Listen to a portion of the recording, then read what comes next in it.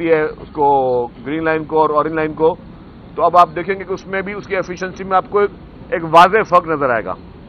और वो फर्क अभी मैं बता नहीं रहा हूं आपको, 1 हफ्ते या 10 दिन में वो नजर आएगा, या उस ईद के फौरन बाद नजर आएगा। हम उसको किस तरह उसी को बगैर ज्यादा मजीद खर्चा किए हुए उसी को हम और कैसे पब्लिक के लिए मजीद आसान बनाते हैं।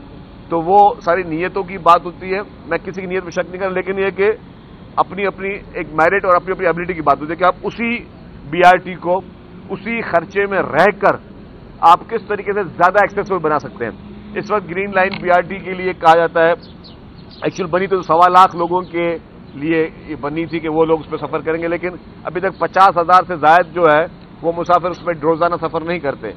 अब उसी बीआरटी को बगैर खर्चा किए हुए हमारा टारगेट ये होगा और हमारी पूरी कोशिश होगी कि कम से कम हम उसको 25,000 और राइडरशिप बढ़ाएं। इसका मतलब 25,000 और लोगों को रोजाना की बुनियाद पे हम कायल करेंगे, और किस तरह कायल करेंगे वो आप देखेंगे कि वो लोग फिर उसी बस सर्विस को बढ़ाएंगे।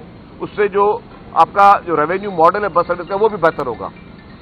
तो ये सारी चीजें मैं समझता हूं कि एक विजन के तहत होती है, ये सारी चीजें एक नीयत के साथ होती हैं, एक कमिटमेंट के साथ होती है।